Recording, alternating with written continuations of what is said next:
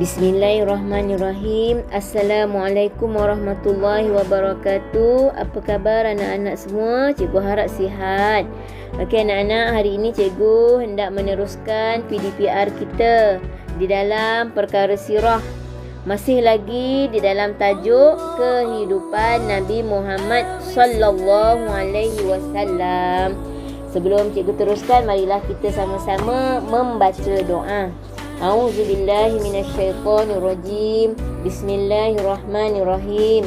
Alhamdulillahirabbil alamin. Wassalatu wassalamu ala sayyidina Muhammad asyrafil mursalin wa ala alihi wa sahbihi ajma'in. Allahumma aftah alaina hikmataka wanshur alaina min khazaini rahmatik ya arhamar rahimin. Rabbana asrah lana sudurana wa yassir lana umurana wa ala alihi wa sahbihi ajma'in. Amma ba'. Okey anak-anak, cikgu teruskan pelajaran kita pada hari ini, iaitu kehidupan Nabi Muhammad sallallahu alaihi wasallam. Nanti anak-anak boleh buka kitab pada muka surat 18. Okey. Okey, kita teruskan Okey. Kita belajar pada hari ini kehidupan Nabi Muhammad sallallahu alaihi wasallam pada zaman dewasa. Sebelum ini kita telah belajar kehidupan Nabi Muhammad sallallahu alaihi wasallam pada zaman remaja dan belia. Okey, hari ini kita belajar kehidupan Nabi Muhammad sallallahu alaihi wasallam pada zaman dewasa. Dewasa ni apa maknanya? Dewasa ni dah macam taraf ayah kita. Macam ayah kita, macam ibu kita. Itu dewasa. Okey. Okey, kita tengok. Kehidupan Nabi Muhammad sallallahu alaihi wasallam telah dibahagikan kepada 3 bahagian. Ketika zaman Nabi Muhammad dewasa, telah dibagi kepada 3 bahagian. Yang pertama, tengok pada kotak kuning. Okey, Nabi sebagai nabi dan rasul. Yang kedua, kotak hijau, Nabi sebagai rasul dan ketua keluarga. Yang ketiga, kotak berwarna merah, kehidupan Nabi sebagai rasul dan ketua negara. Tadi ketua keluarga kan? Ketua keluarga ni macam iaitu suami. Yang ketiga tu sebagai ketua negara. Ketua negara tu sebagai apa? Contohnya sebagai Perdana Menteri yang memerintah negaranya. Okey, kita teruskan. Kita lihat kehidupan Nabi Muhammad sallallahu alaihi wasallam sebagai nabi dan rasul. Okey, Nabi Muhammad sallallahu alaihi wasallam telah dilantik menjadi nabi, menjadi rasul apabila turun ayat 1 hingga 5 suratul Alaq.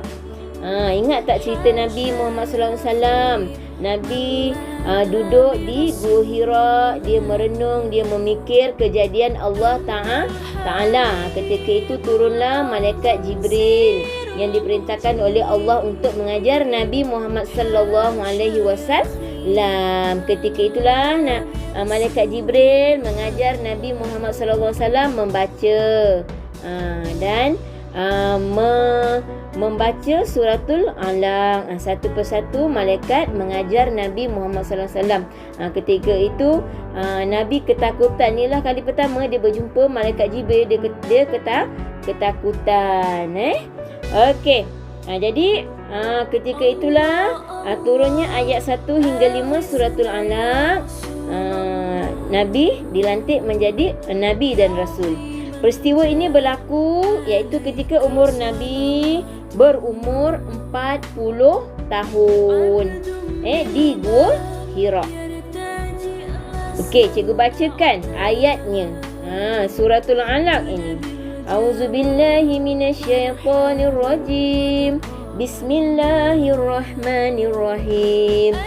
Iqra bismi rabbikal ladzi khalaq. Khalaqal insana min 'alaq. Iqra wa rabbukal akram. Alladzi 'allama bil qalam. 'allamal insana ya'lam. Artinya, bacalah wahai Muhammad dengan nama Tuhanmu yang menciptakan sekalian makhluk. Ia menciptakan manusia dari seketul darah beku. Bacalah, dan Tuhanmu yang maha pemurah, yang mengajar manusia melalui pena dan tulisan. Ia mengajar manusia apa yang tidak diketahui. Okey.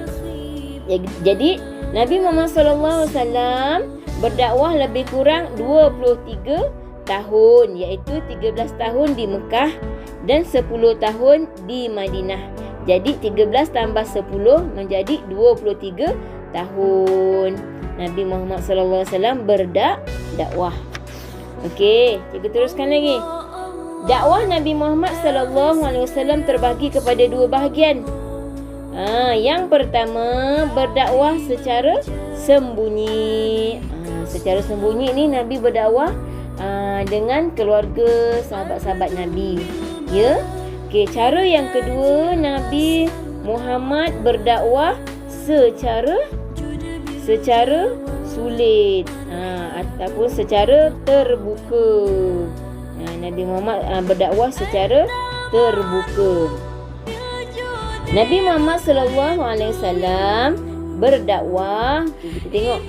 Nabi Muhammad SAW berdakwah secara sembunyi 3 tahun. 3 tahun. Manakala Nabi Muhammad SAW berdakwah secara terbuka bermula tahun 4 kenabian, hinggalah Nabi Muhammad SAW wafat. Wafat tu apa? Meninggal dunia. Itu dakwah Nabi Muhammad SAW. Ya. Okey, kita tengok di sini. Apakah intisari dakwah Rasulullah SAW? Yang pertama, intisari ni maknanya Nabi dia tekankan apa ketika Nabi Muhammad berdakwah? Ya, okey, Nabi Muhammad berdakwah ketika berdakwah kepada umat-umatnya, Nabi tekankan mentauhidkan Allah. Mentauhidkan Allah ni maknanya kita hendaklah menyembah Allah Ta'ala, mengaku Allah Ta'ala itu Esa, Allah Ta'ala itu satu. Itu tugas Nabi. Sampailah kita ni pun hendaklah mentauhidkan, hendaklah mengaku bahawa Allah Ta'ala itu adalah Tuhan yang maha berkuasa. Tiada Tuhan yang layak disembah melainkan Allah Ta'ala. Itu intisari dakwah Rasulullah yang pertama. Yang kedua, intisari yang kedua iaitu mengakui Nabi Muhammad SAW sebagai Rasul. Nabi Muhammad dia menerangkan ketika berdakwah tu, dia menerangkan hendaklah engkau mengaku aku ni adalah Nabi. Nabi Muhammad lah. Nabi Muhammad mengaku Nabi sebagai Rasul. Intisari yang ketiga, Nabi berdakwah kepada umatnya supaya beriman kepada hari akhirat. Dunia ini hanya sementara. Hari akhirat adalah dunia selama-lamanya kita di sana. Dan intisari yang terakhir yang Nabi sampaikan kepada umat-umat, iaitu apa dia? Menyerahkan urusan kepada Allah. Apa maksudnya tu? Kita sebagai umat Islam, kita hendaklah berusaha, berikhtiar, dan selebihnya hendaklah kita serahkan kepada Allah Ta'ala. Kita berdoa dan bertawakal. Okey anak-anak, setakat ini sajalah pelajaran kita pada hari ini, iaitu penerangan cikgu pada muka surat 18, 19, 20. InsyaAllah pada PDPR yang akan datang, cikgu akan terangkan tajuk seterusnya, kehidupan Nabi Muhammad SAW sebagai Rasul dan ketua keluarga. InsyaAllah. Cikgu akhiri dengan wabillahi taufiq wal hidayah. Assalamualaikum warahmatullahi wabarakatuh. Bye.